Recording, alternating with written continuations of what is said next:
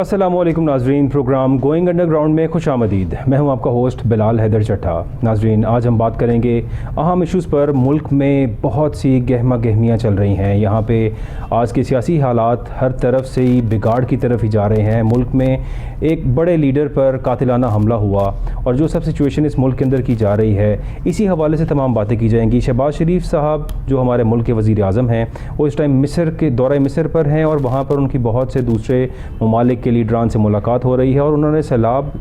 ज़दगान के बारे में जो पूरी दुनिया को दोबारा से एक मैसेज दिया, उसकी भी वो भी काबिल सताइश है। और इसकी सताइश पूरी दुनिया ने उनको इस चीज़ को सराहा कि आपने जो काम किया और जिस तरह से आपने सैलाब ज़दगान के वहाँ पे उनको टाइम दिया और उनके लिए जो भी एफ़र्ट्स की, उस सब के लिए तमाम लीडरान ने उनको सपोर्ट किया। इमरान खान ने कुछ अपने मुतालबात अभी तक चेंज नहीं किए और उनके मुतालबात वही हैं जो उन्होंने कुछ अहम शख्सियात का नाम लेकर और कहा कि उन पर एफ़आईआर होनी चाहिए, कातिलाना हमले की ज़िम्मेदारी उन्हीं लोगों पर होनी चाहिए। इसी सिलसिले के अंदर उन्होंने चीफ़ जस्टिस ऑफ पाकिस्तान को ये कहा कि आप इस मामले के अंदर जंप इन करें और आपको चाहिए कि आप इस मामले को टेकअप करें और आप इस मामले की इंक्वायरी करें, क्योंकि इमरान खान जो कि साबिक़ वज़ीर आज़म हैं, उनके कहने पर भी एफ़आईआर आज तक दर्ज नहीं की। सो इस मामले को देखते हुए चीफ़ जस्टिस साहब आए और उन्होंने आके इस पर थोड़ा सा एक्शन लिया और लेकर आईजी पंजाब फैसल शाहकार साहब को ये कहा कि अगर ये एफ़आईआर जो इमरान खान एक मकबूल लीडर हैं उनकी कहने पर भी एफ़आईआर नहीं हो रही, तो हमारे मुल्क का क्या सिस्टम और क्या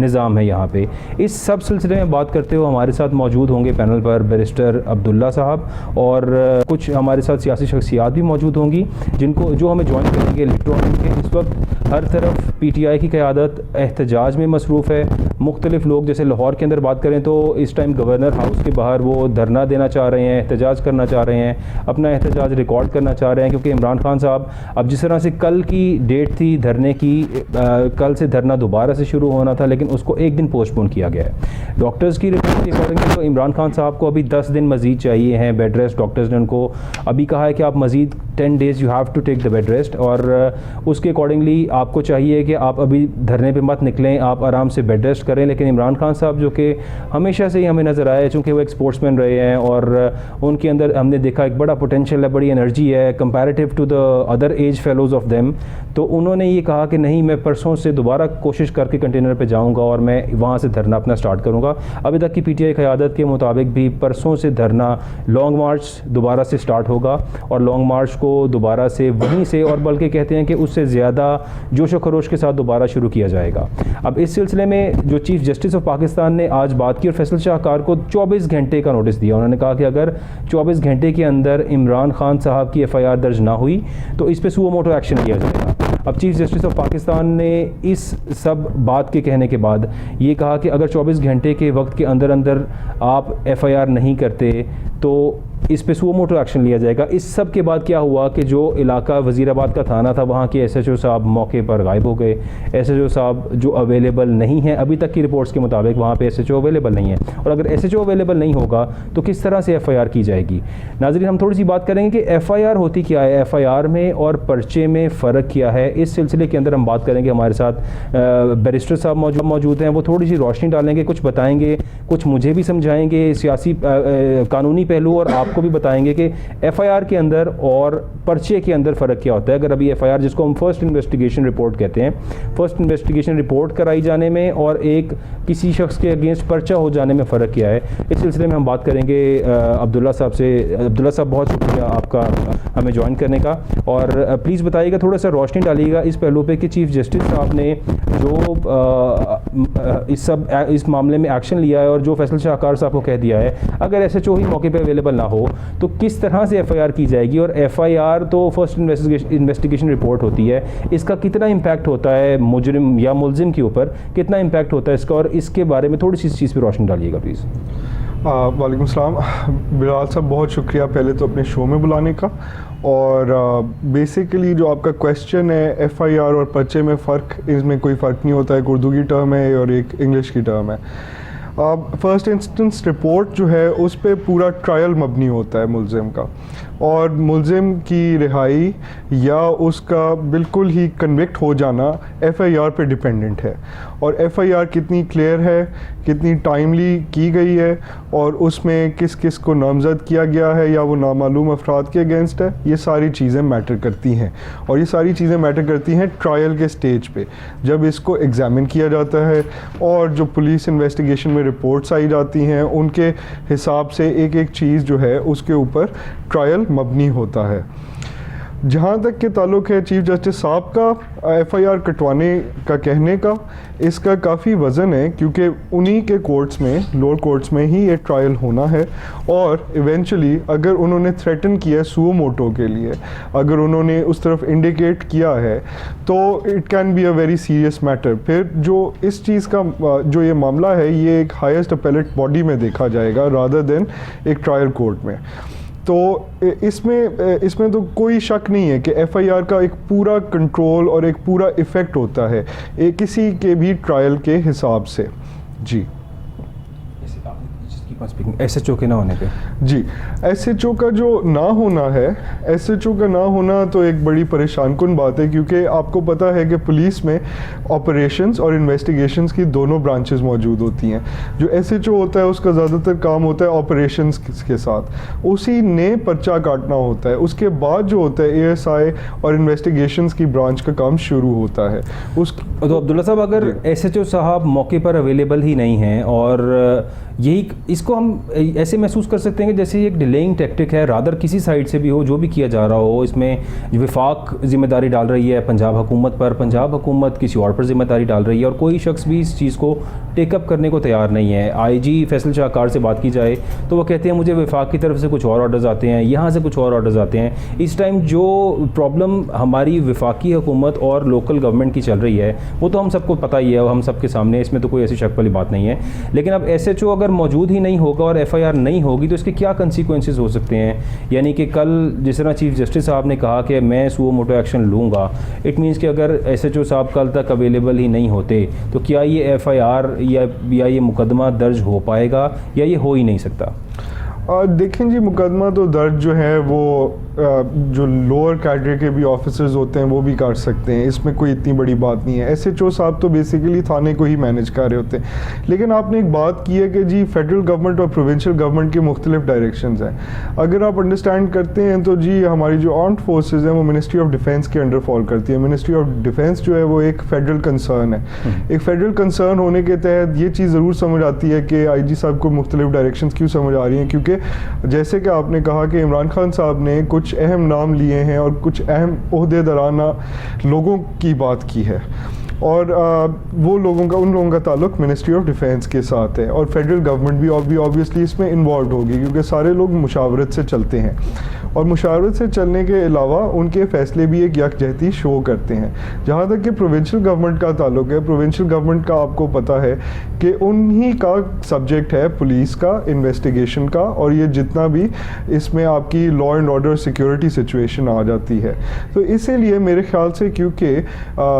एक कोलिशन गवर्नमेंट है पंजाब में, इस वजह से चीफ मिनिस्टर हिमसेल्फ के ऊपर भी बहुत सारा प्रेशर होगा इसका मौजूद। एंड आई एम श्योर कि सेक्रेटेरिएट में भी मुख्तलिफ दीगर अफसरान जो हैं, ख़ास तौर पे जो सेक्रेटरी होम साहब हैं, वो इस चीज़ को बहुत क्लोजली वॉच कर रहे होंगे। आईजी साहब जो हैं, बेशक वो पुलिस चीफ हैं, उनकी मर्ज़ी के बगैर इस तरह के मुख्तलिफ बहुत ही अहम पर्चे नहीं कटे जाते और ना किए जाते हैं। इसीलिए उनके लिए भी एक बड़ी परप्लेक्सिंग सिचुएशन है कि एक तरफ उनको स्टेट के अगेंस्ट चलना पड़ रहा है, एक फेडरल गवर्नमेंट जो कि नहीं चाहती कि इस तरह से बहुत अहम ओहदेदारान इस चीज़ में नामजद हों, और दूसरी तरफ उनको ये देखना पड़ रहा है कि जी मेरी अपनी प्रोविंशियल गवर्नमेंट जो कि एक कोलिशन गवर्नमेंट है पीटीआई और पीएमएलक्यू की, चीफ मिनिस्टर क्योंकि पीएमएलक्यू का है, लेकिन फिर भी वो इस तरह से क्योंकि उनके पास इतनी मेजॉरिटी नहीं है तो वो पीटीआई इटसेल्फ जो है वो बड़ा कंट्रोल एग्जर्ट कर रही है। इस वजह से उन पे भी काफ़ी प्रेशर है। जी बिल्कुल ठीक हो गया। यानी इसका मतलब ये है कि अगर वहाँ पे एसएचओ साहब की गैर मौजूदगी भी हो तो भी एफआईआर हो सकती है, उस पर अमल दरामद हो या ना हो ये तो बात की बात है। लेकिन अभी का मामला, आज का जो सबसे बड़ा मसला बना हुआ वो ये था कि अभी तक एफआईआर दर्ज ही नहीं की जा रही और जिस पे चीफ जस्टिस ने सुओ मोटो एक्शन लिया। इसी के साथ हम बात करेंगे, इमरान खान साहब ने आज एक ख़त लिखा, जो ख़त लिखा गया सदर मुमलिकत को, और इस ख़त के अंदर काफ़ी बातें इमरान खान साहब साहब ने सदर मुमलिकत के हवाले से की, मैं उस पर थोड़ी सी रोशनी डालूंगा कि इमरान खान ने सदर मुमलिकत को ख़त लिखा और उसमें हमले के ज़िम्मेदारों का मुहासिबा करने का मुतालबा किया और ये कहा कि आपसे इल्तमास है कि कौमी सलामती से जुड़े इन मामलात का फ़ौरी नोटिस लिया जाए। ख़त में शहरियों के बुनियादी आइनी हकूक़ के तहफ़्फ़ुज़ के अहतमाम पर भी ज़ोर दिया गया और कहा गया कि जब से मेरी हुकूमत गिराई गई, यानी जब से ऑब्वियसली यहाँ पर रजीम चेंज का नाम जो दिया गया कि जब से मेरी हुकूमत गिराई गई, मेरी आवाज़ हकीकी आज़ादी की आवाज़ पर उठकर मेरी आवाम हकीकी आज़ादी की आवाज़ पर उठ खड़ी हुई। और इसी के साथ उन्होंने ये भी कहा कि हमें झूठे इल्ज़ामात पर हिरासगी, बिला जवाज़ गिरफ़्तारियाँ और तशद्दुद का सामना करना पड़ रहा है। इमरान खान के मुताबिक वज़ीर दाखिला राना सनाउल्लाह और इन्हें बार बार मारने की धमकियां देते रहे। वज़ीर दाखिला ने काफ़ी सख्त अल्फाज के अंदर बार बार मीडिया पर आकर भी कुछ बातें की और इन्हीं बातों को मद्देनज़र रखते हुए इमरान खान ने इसी ख़त के अंदर ये भी कह दिया कि मुझे बार बार कत्ल की धमकियां राना सनाउल्लाह की तरफ से दी गई और मुझे डिफरेंट सोर्सेज के थ्रू पता चलता रहा कि आप पर कातिलाना हमला होगा और आपकी जान ख़तरे में है, तो इसलिए बेहतर ये है कि आप जो है अपनी कोई प्रोटेक्शन करें। उसके बावजूद इमरान खान ने कोई ख़ास प्रोटेक्शन नहीं ली और इसी तरह से अवाम के सामने और इसी तरह निकलते रहे और अपना सारा जो इनका लॉन्ग मार्च था उसको एक कंटेनर पर चढ़कर उन्होंने उसको कंटिन्यू किया। इस ख़त में मज़ीद भी इमरान खान ने ये कहा, कुछ आला शख्सियात के नाम दिए और शहबाज शरीफ और राना सनाउल्लाह का नाम भी देकर उन्होंने कहा कि कत्ल का मुकदमा बनाया जाए। लॉन्ग मार्च के दौरान इस कत्ल के मंसूबे को अमली जामा पहनाया गया मगर अल्लाह ने मुझे बचा लिया। और इसके साथ उन्होंने ये भी लिखा कि अमेरिका के सफ़ीर ने जिस तरह से हुकूमत तब्दीली के वक्त एक वहाँ से साइफ़र आया और उस साइफ़र का बड़ा प्रोपेगेंडा हुआ और उस साइफ़र के ऊपर इमरान खान साहब बार बार कहते रहे। फिर वो साइफ़र को एक उसके ऊपर कमेटी बनाई गई, उस कमेटी ने उस साइफ़र को देखा और उसको देखने के बाद ये भी कहा कि हाँ उसके अंदर कुछ मदाखलत के पहलू हमें नज़र आते हैं लेकिन साजिश नहीं है। कंस्पिरेसी का लफ्ज़ उन्हें नहीं मिला लेकिन मदाखलत की कुछ बात उस कमेटी ने ज़रूर की और उस साइफ़र की हकीकत को भी तस्लीम किया और यही बात उन्होंने सदर पाकिस्तान को उस ख़त में लिखी और उन्होंने ये कहा कि मैं अपनी अफवाज के साथ, हमारी अफवाज पाकिस्तान के साथ मेरा किसी किस्म का कोई मसला नहीं है। जो फ़ौजी बॉर्डर्स पे खड़े हैं वो मेरे बच्चों की तरह हैं और मैं कभी ये नहीं चाहूँगा कि मैं फ़ौज के अगेंस्ट जाऊँ और फ़ौज के ख़िलाफ़ जाऊँ और फ़ौज के अगेंस्ट कोई ऐसी बात करूँ जिससे मेरे मुल्क को नुकसान हो, मेरी आने वाली नस्ल को या हमारी इस फ़ौज को या हमारे मुल्क को किसी किस्म का नुकसान हो सके। इस सब सूरत हाल के अंदर अब ये जो ख़त लिखा गया, इस ख़त में उन्होंने कोशिश की है कि वो अपनी पोजीशन को क्लियर करें। जिस तरह से आज उनकी पोजीशन काफ़ी ऑकवर्ड हुई है और इस सिलसिले के अंदर अब इसमें हम अब्दुल्ला साहब की राय लेंगे कि वो क्या कहते हैं इस बारे में, क्योंकि ख़त ज़ाहिर है अब सबको पता है कि जो ख़त उन्होंने लिखा है सदर के नाम, तो उस ख़त के अंदर जो जो बातें थी मैंने आपको कुछ उसकी बातों की वजाहत की है, समराइज़ किया मैंने उस ख़त को बेसिकली। और इस बारे में अब्दुल्ला साहब क्या कहना है आपका कि इमरान खान साहब अब जो अपना स्टैंस, अब ज़ाहिर है उन्हें भी पता है कि जिस सिचुएशन के अंदर वो जंप इन कर चुके हैं उस पर अब उनको थोड़ा सा स्टेप बैक होना पड़ेगा या चीज़ों को थोड़ा सा न्यूट्रलाइज़ करना पड़ेगा, किस तरह से आप देखते हैं इस मामले को? जी, पहले तो सबसे देखा जाए काफ़ी खूबसूरत बातें की गई हैं इसका ख़त में और ये काफ़ी एक अप्रिशिएबल अटेम्प्ट है कि उन्होंने अपना नैरेटिव जो है वो एक रिटन फॉर्म में प्रेसिडेंट ऑफ पाकिस्तान के सामने पेश किया है। लेकिन जहाँ तक बात की गई है, उन्होंने कहा मेरी हुकूमत गिराई गई, इसमें तो कोई बुराई नहीं हुई, यानी मतलब VONC के थ्रू किया गया। It was a constitutional means of a government change, there is nothing wrong with that. जहाँ तक हकीकी आज़ादी की बात है, ऑब्वियसली सब पॉलिटिकल एक्टर्स के साथ उनके सब प्लेयर्स के साथ उनके लोग होते हैं और अगर कुछ लोग उनकी हमायत के लिए निकल रहे हैं तो ज़ाहिर है इमरान खान साहब के साथ भी जो बहुत से लोग थे वो पार्टी स्विच करके आए हुए थे, बहुत से लोग कोई पीपल्स पार्टी में था, कोई नून लीग में था, उन सब ने आके इनको ज्वाइन किया। तो जाहिर है फिर अगर एक शख्स ने पहले पार्टी चेंज की है वो कल को दोबारा वही काम भी कर सकता है और ये तो होना ही था और हुआ एक्चुअली, और इसको सबने देखा। तो जाहिर है जो काम भी उन्होंने किया, जो इकदाम भी उन्होंने किया, आइन के मुताबिक किया और उसके अकॉर्डिंगली उन्होंने जो है एक प्रॉपर वोटिंग की और वोटिंग के बाद। लेकिन अब इस सारे मामले के अंदर अब्दुल्ला साहब अगर हम देखें तो जाहिर है पंजाब हाउस के अंदर जो है PTI के लोगों को वहाँ पे रखा गया और उनको रख के वहाँ पे अकोमोडेट किया गया। उन्होंने कहा जी हमें कत्ल की धमकियाँ हैं, हमें बहुत से मसाइल का सामना है, तो हमें जरदारी साहब और पीपल्स पार्टी जो है वो सपोर्ट करेगी, तो उन्होंने हमें पंजाब हाउस प्रोवाइड किया है। So all of them went there in Punjab house और फिर वहाँ पे जो कुछ भी हुआ हम सब ने देखा। इससे भी कुछ चीज़ों का अंदाज़ा होता है कि क्या जो कुछ भी वहाँ चला अब ज़ाहिरी बात है कि किसी ने हमारे मुल्क के अंदर हॉर्स ट्रेडिंग का नाम तो तब से इस्तेमाल हो रहा है जब से सियासत चल रही है जी। और हॉर्स ट्रेडिंग तो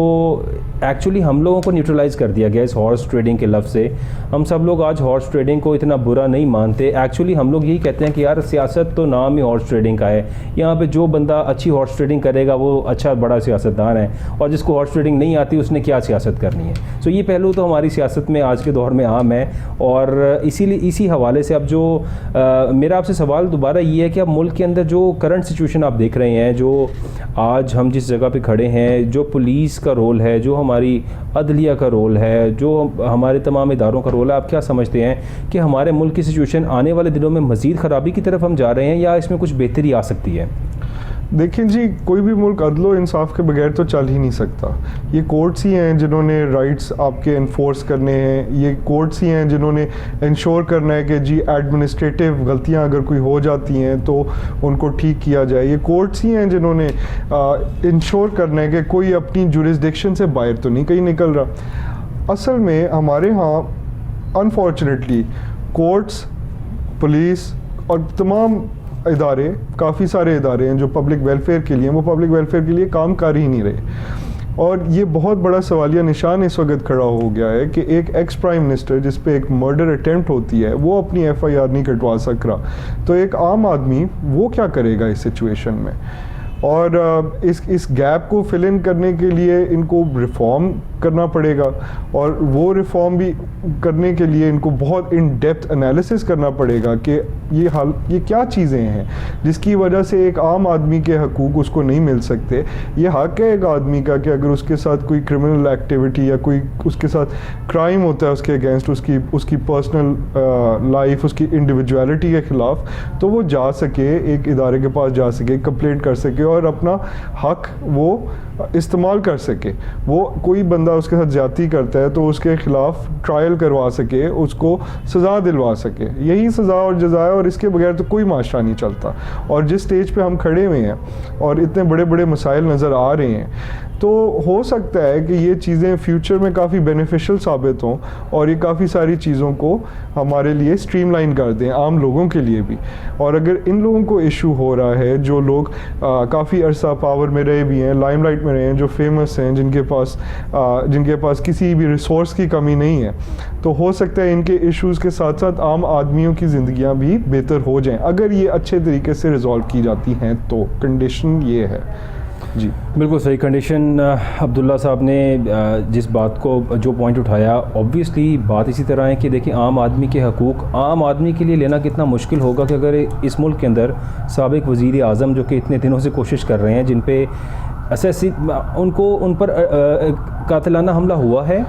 और सारी दुनिया ने देखा है, it is on record, but still वो FIR तक दर्ज कराने में नाकाम है। सो आप इससे खुद अंदाज़ा लगा लें कि एक आम आदमी जब पुलिस स्टेशन जाता होगा, जब वो थाने में जाता होगा अपने किसी भी मसले को लेकर, तो उस पर क्या इम्पैक्ट होता होगा पुलिस का, और इस सारे सिस्टम के अंदर उसका क्या रोल और उस बेचारे का क्या, वहाँ पे कोई पुरसाने हाल नहीं है। यहाँ पे चूँकि ज़ाहिर है जिस फील्ड से मेरा ताल्लुक़ है, मैं मीडिया से, बहुत से लोग मेरे जानने वाले राइट लेफ़्ट वकीलों को या मीडिया पर्सनस को हेल्प आउट के लिए जब भी कोई उनका ऐसा मसला होता है तो वो कहते हैं कि पुलिस हमारी बात नहीं सुन रही, पुलिस हमसे चाहते ना चाहते हुए भी कुछ नाजायज़ डिमांड कर रही है और कुछ चीज़ें डिमांड कर रही है कि अगर आपको कुछ करवाना है तो आप उसके लिए हमारी चीज़ें फुल अप करें। और जब लोग नहीं करते हैं तो फिर पुलिस यहाँ पे बेकसूर को भी कसूरवार ठहरा देती है और बहुत से कसूरवारों को भी यहाँ पे जो है ना वो बरी कर दिया जाता है। यही हमारे मुल्क का सिस्टम है। अब PTI में MNA साहब हैं मलिक करामत खोखर साहब, वो हमारे साथ लाइन पर मौजूद हैं। करामत खोखर साहब से हम बात करेंगे अभी की करंट सिचुएशन पे, जो धरने दिए जा रहे हैं, जगह जगह एहतजाज किया जा रहा है।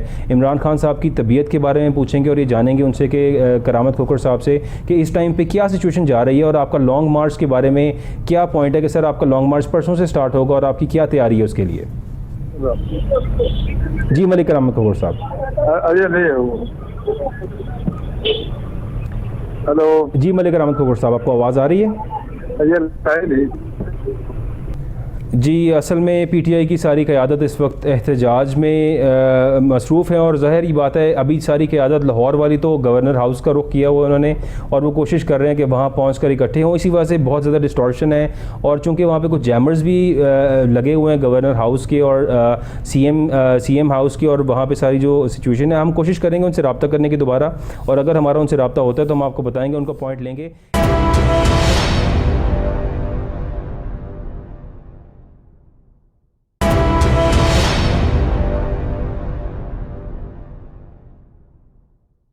अब्दुल्ला साहब, आप मुझे बताइएगा कि क्या देखते हैं कि अब जो पीटीआई इमरान खान जिस तरफ जा रहे हैं और जो सिचुएशन अब जिस तरफ वो टेकअप कर रहे हैं, इसका क्या कोई हल निकलेगा आवाम के लिए, कोई रिलीफ? क्योंकि देखें आवाम को, आम आदमी का सबसे बड़ा मसला तो उसकी मईशत है। वो अपनी इकनॉमिकली वो चाहता है कि किसी तरह मुल्क के अंदर जो महंगाई है इसका ज़ोर टूटे, यहाँ पे चीज़ें सस्ती हों, आम आदमी को रोज़ाना जो एक शख्स दिहाड़ी कमाता है, जो मज़दूर है, जो मेहनत कश आदमी है, उसको कोई फ़र्क नहीं पड़ता कि इस मुल्क का कौन वज़ीर आज़म है, कौन वज़ीर आज़म नहीं है। उसको फ़र्क इस बात से पड़ता है कि जो पैसे वो कमा रहा है क्या वो अपने बच्चों की मौशी हालत को बेहतर कर सकता है, क्या उसमें हुकूमत का क्या किरदार है, क्या हुकूमत उसकी फेवर के अंदर क्या ऐसे काम कर रही है। तो आपको क्या लगता है इमरान खान साहब जिस हकीकी आज़ादी की बात कर रहे हैं और जो कुछ वो कर रहे हैं, इससे मुल्क के अंदर कुछ बेहतरी आने का इम्कान है या वक्ती हालात तो हमारे बदतर ही होते जा रहे हैं? तो आपका इसके बारे में क्या पॉइंट है अब्दुल्ला साहब, आप बताइएगा प्लीज़। जी बिलाल साहब, इस तरह है कि मुझे तो लगता है कि जो आपकी इकोनॉमिक वेलबीइंग है वो पॉलिटिकल वेलबीइंग और स्टेबिलिटी से बड़ी लिंक्ड है। मुझे नहीं लगता ये जो हकीकी आज़ादी की मार्च है किसी भी तरीके से पॉलिटिकल वेलबीइंग की तरफ आपके कंट्रीब्यूट कर रही है, रादर ये इसके कॉन्ट्ररी है। हर जगह एक इंतशार के सा फैला हुआ है, एक बड़ी अजीब सी एनवायरनमेंट बन गई है पूरे मुल्क में। फेडरल गवर्नमेंट जो है वो प्रोविंशियल गवर्नमेंट के साथ टसल में आ गई है और बड़ा एक अजीब किस्म का सिचुएशन ओवरऑल बन रही है। तो सिक्योरिटी सिचुएशन और वर्सन इस तरह से हुई है कि जब इन पे एक कातिलाना हमला हुआ है। तो मेरा ख्याल है कि अगर ये वाकई में लोगों के लिए आवाज़ उठाना चाहते हैं तो ये ऑपोजिशन थ्रू द पार्लियामेंट भी दे सकते हैं। ये लोग ज़्यादातर इलेक्टेड मेंबर्स हैं, they should go back to the parliament and they should voice their concerns, voice their opinions, voice their opposition in the parliament house, and that is what they've been elected for. They've not been elected for causing a sort of a traumatic event in a country which leads to chaos and anarchy, and this is what I think of the Hakiki Azadi March. जहाँ तक के ताल्लुक़ है कि हाँ जी इसमें logic ज़रूर है कि महंगाई हो गई है और आम आदमी अपने हाउस होल्ड को चलाने के लिए कुछ ना कुछ कर रहा होता है, अपने घर वाले लोगों के लिए कुछ ना कुछ कर रहा होता है और उसका वही कंसर्न है। ये आपकी बात एब्सोल्युटली करेक्ट है, इसमें कोई शक ही नहीं है, इसमें कोई शक की बिना भी नहीं है और कोई बेसिस ही नहीं है कि इस चीज़ को कोई सेकंड थॉट दी जाए। लेकिन अगर आप आम आदमी के लिए कर ही रहे हैं तो मेरा नहीं ख्याल कि इस तरह के एहतजाज से आम आदमी को कोई फ़ायदा होता है, बल्कि जो आम आदमी जो इसमें शरीक हो रहे हैं वो भी किस तरह से ख़र्चा करके इसमें शरीक हो रहे हैं ये नहीं समझ आ रही। ऐसा लगता है कि ये जो मार्च की जा रही है ये आम आदमी के लिए कम, ये पॉलिटिकल माइलेज के लिए ज़्यादा की जा रही है। और ऑब्वियसली जब भी लोग इस तरह से निकलते हैं एहतजाज के लिए, हमारे मुल्क में प्रोटेस्ट्स को एक बहुत अजीब तरीके से हैंडल किया जाता है जो कि इकॉनमी पे इन एसेंस बहुत बड़ा एक बर्डन इन इटसेल्फ है। तो मेरा तो जी इस पे ये ख्याल है बिलाल साहब। बिल्कुल अब्दुल्ला साहब ने जो बात की, देखें यहाँ पर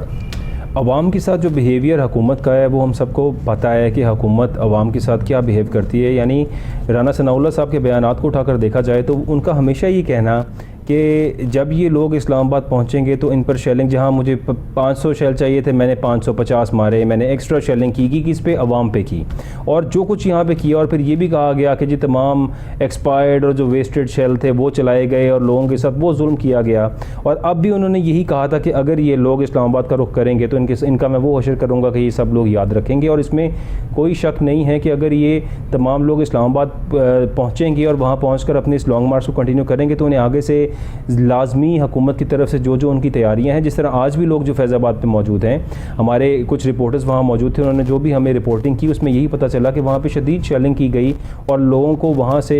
भगाने के लिए और लोगों को वहाँ से डिवाइड करने के लिए उनके ऊपर एक शेलिंग का तूफ़ान बर्पा किया गया, जिसके अंदर अब उन्होंने ये भी कहा और ये भी बताया कि इन फ्यूचर आप लोगों के लिए हमने स्पेशली ड्रोन्स मंगवाए हैं। वो ड्रोन्स जो इजराइल में यूज़ होते हैं फ़लस्तीनियों के ऊपर ड्रोन के थ्रू फेंकने के लिए, डिफरेंट किस्म के बॉम्ब्स और शेलिंग करने के लिए, वो ड्रोन स्पेशली मंगवाए गए हैं जो यहाँ पे आम आवाम के ऊपर इस्तेमाल किए जाएंगे। और इस तरह के बयानात से आम आदमी और देखने वाले लोग इंतशार की तरफ तो जाएंगे ही, क्योंकि जो अब इस वक्त जो इंसान ये समझ चुका है कि इमरान खान ही मेरी हर प्रॉब्लम का हल है और Imran Khan is the solution to everything, वो ब्लाइंडली इमरान खान को फॉलो कर रहा है। अब उसका ये मतलब नहीं है कि वो शख्स ब्लाइंडली इमरान खान को फॉलो कर रहा है तो आप उसे मारना शुरू कर दें, आप उसे पीटना शुरू कर दें। हर इंसान का एक राइट है, हर इंसान की अपनी एक राय है, वो सही भी हो सकती है और गलत भी हो सकती है। ज़रूरी नहीं है कि इमरान खान का फॉलोअर ठीक है और नून लीग का फॉलोअर ठीक नहीं है। यहाँ पे हर इंसान की अपनी एक राय है, उसका अपना एक हक है जो हक छीना नहीं जा सकता। हम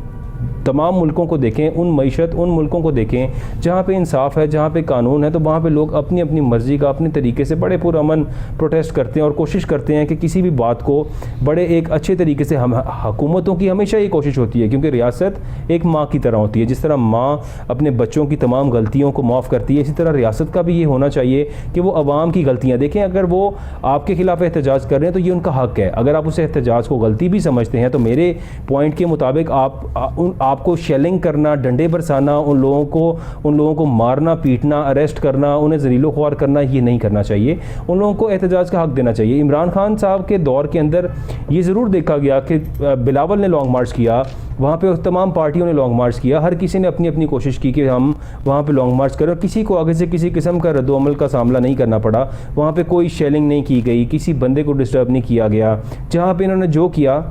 इनको एक स्पेस दी गई, वो स्पेस अब प्रोवाइड नहीं की जा रही है। और अब जो कुछ किया जा रहा है, मेरा ख्याल से इसीलिए सिचुएशन ये बहुत ज़्यादा इग्नाइट हुई है। और अब हमारे साथ PTI के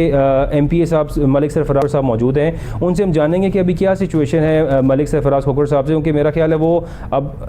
रवाना है गवर्नर हाउस की तरफ और वहाँ पर एहतजाज कर रहे हैं। मलिक साहब, आपको मेरी आवाज़ आ रही है?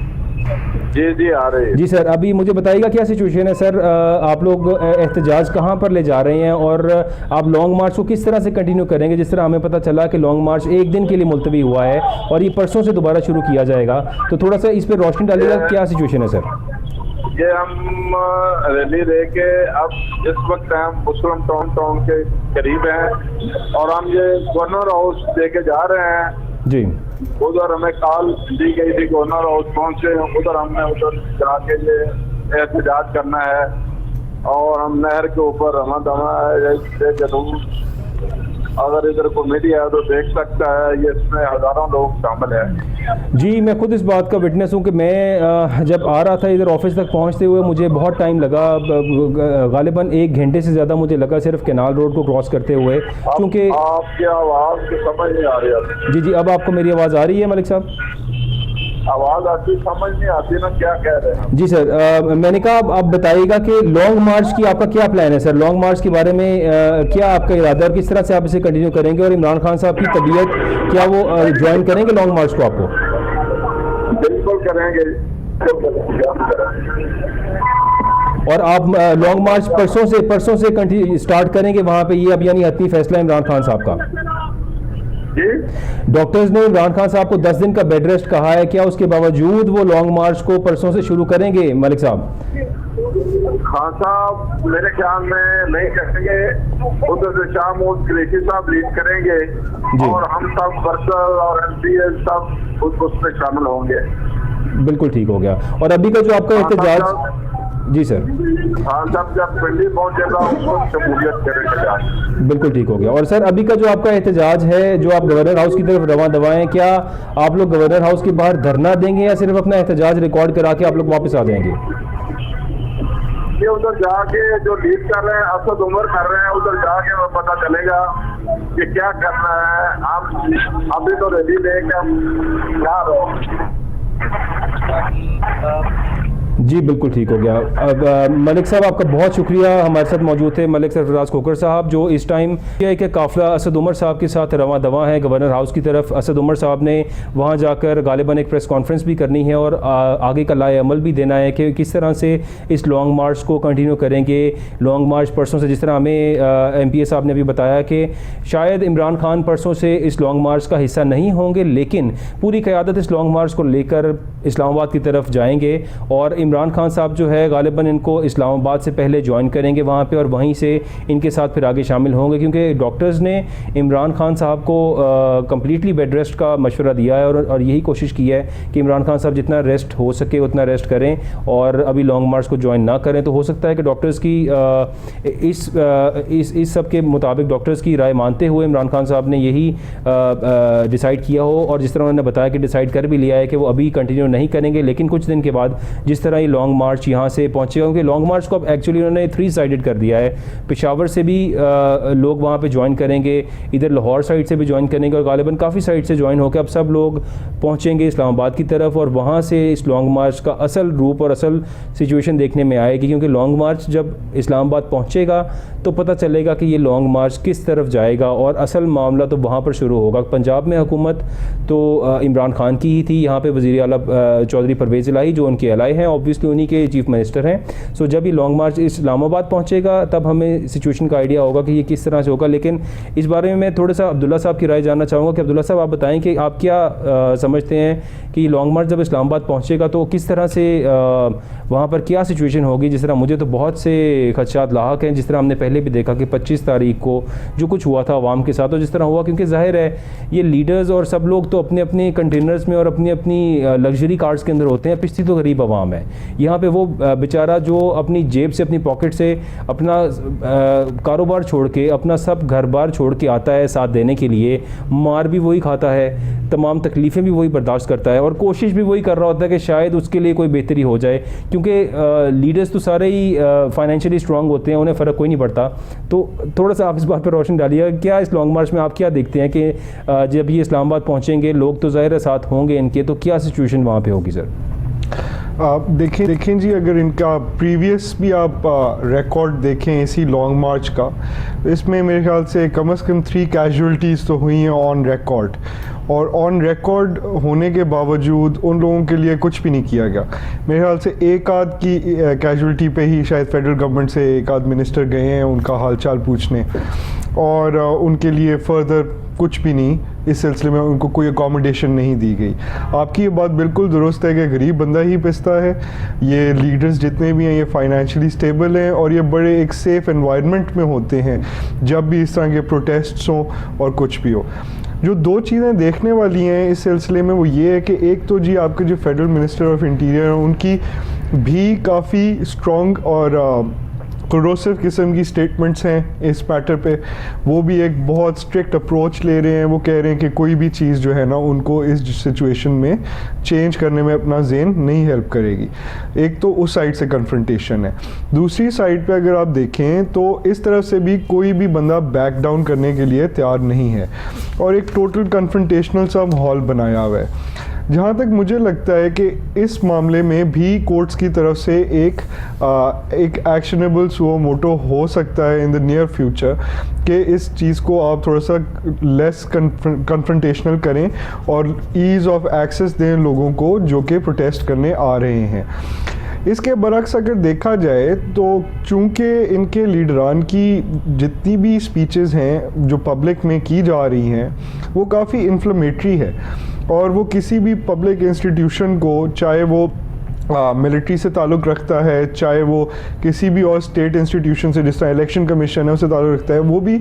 उस चीज़ को नहीं रोक रहे। तो the powers that be might also have a say in it eventually, and let's see कि whether the situation is diffused before they reach Islamabad और वेदर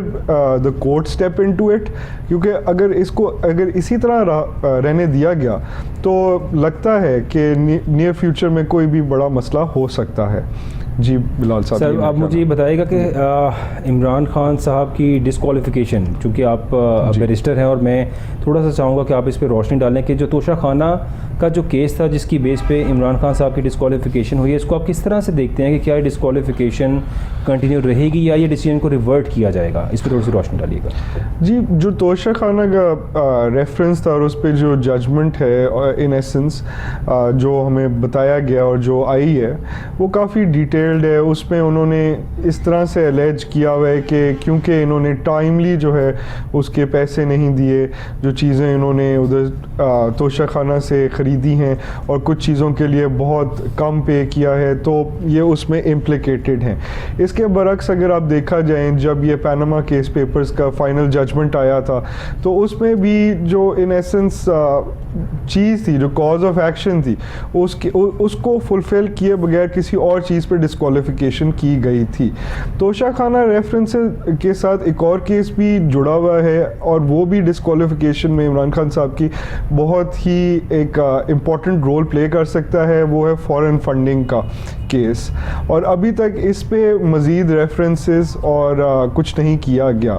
इसके अलावा कंटेम्प्ट ऑफ कोर्ट केस भी है, वो भी उनकी डिस्क्वालिफिकेशन पे चल रहा है। खाली तोशा खाना केस नहीं है, इनके खिलाफ तो 3 मेजर रेफरेंसेस और केसेस और इश्यूज जो बना दिए गए हैं और जो एग्जिस्ट करते हैं वो तो ये हैं। इसमें से सबसे स्ट्रॉन्गेस्ट केस जिसमें एविडेंशियल वैल्यू काफ़ी स्ट्रॉन्ग है वो फॉरेन फंडिंग केस है। अगर आप ECP की वो जजमेंट देखते हैं जिसमें उन्होंने इनको इसमें कन्विक्ट और इम्प्लिकेट किया इन एसेंस, वो काफ़ी डिटेल्ड है और उसमें वोटन क्रिकेट क्लब से लेके किस तरह से इवन इनकी पार्टी की फंडिंग होती रही है bye foreign nationals and companies, वो काफ़ी क्लियर है। तोशा खाना इन इट सेल्फ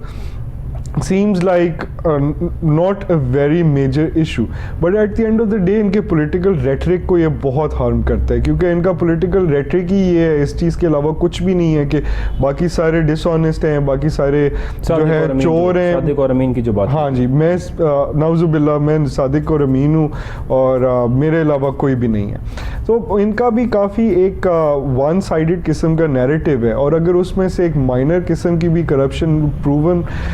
हो चुकी है, अगर वो प्रूव हो जाती है मज़ीद, तो वो इनके पॉलिटिकल नैरेटिव को हर्ट कर सकती है। बाकी चीज़ें रह जाती हैं कि सब जुडिस मैटर्स जो हैं वो हम शायद अगर लाइक इन्होंने मज़ीद कोर्ट्स ने इनके अंदर if they want to look into it, तो वो सब जुडिस मैटर्स को हमें डिस्कस नहीं करना चाहिए। लेकिन कंटेम्प्ट ऑफ कोर्ट केस में भी आज कोर्ट रूम बड़ी क्लियर थी कि उनके वो जवाब से सेटिस्फाइड नहीं है, और जहाँ तक ताल्लुक़ रहा इसका फॉरेन फंडिंग का, इस पर कोई फ्यूचर मूवमेंट नहीं नज़र आ रही है इस केस में कि अब इसका क्या किया जाएगा। जी, यानी कि फ़ॉरेन फंडिंग केस जिस तरह से आपने बताया कि ज़ाहिर है इमरान खान पर इस टाइम एक नहीं 3 तलवारें लटक रही हैं, जिसमें मिनिमम फ़ॉरेन फंडिंग का केस है और उनका जो है इलेक्शन कमीशन की जो जजमेंट थी तोशा खाना, ज़ाहिर है, लेकिन सबसे ज़्यादा प्रोपेगेंडा तोशा खाना केस पे किया गया, और शायद इसलिए किया गया कि उसका फ़ैसला आ गया था इलेक्शन कमीशन की जानिब से, और इलेक्शन कमीशन ने उसमें उसकी बेस पे इमरान खान को डिस्क्वालीफाई किया। जिस तरह से नून लीग कहती है कि वज़ीर आज़म नवाज़ शरीफ को जब पैनामा का स्कैंडल हुआ तो उनको अकामा की बुनियाद बनाकर, यानी अकामा की बेस बनाकर उनको डिस्क्वालीफाई किया गया था। इसी तरह इमरान खान का भी अब इस वक्ती डिस्क्वालीफिकेशन का जो इलेक्शन कमीशन ऑफ पाकिस्तान की तरफ से जो फैसला आया जिसकी बेस पे उन्होंने डिस्क्वालीफाई किया था, वो तोशा खाना का स्कैंडल था। और उस तोशा खाना के स्कैंडल में गालिबन उन्होंने यही बातें, जिस तरह हमें अब्दुल्ला साहब ने इस पर रोशनी डाली कि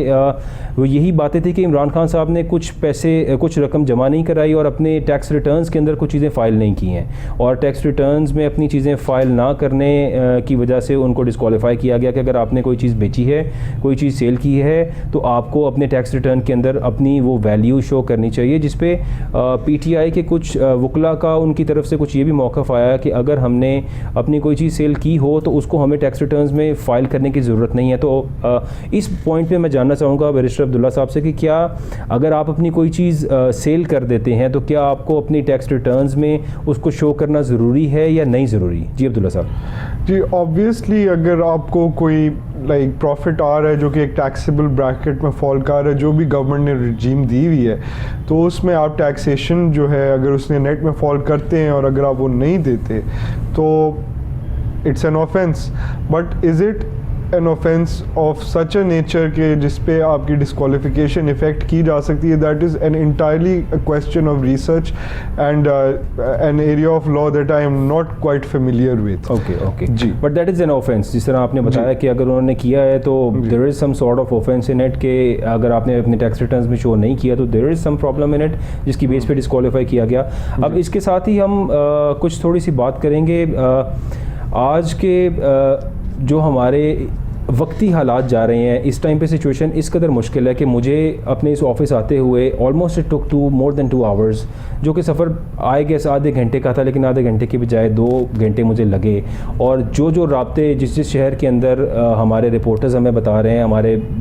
डिफरेंट कोऑर्डिनेटर्स जो हमारे चैनल के वो हमें बता रहे हैं कि हर शहर के अंदर इस टाइम एहतजाज का समा है। जिस शहर से कोई चीज़ आनी है हर चीज़ रुक गई, ट्रांसपोर्ट रुक गई है, यहाँ पे मोटरवेज़ को बंद कर दिया जाता है, हाईवेज़ को बंद कर दिया जाता है और मुल्क को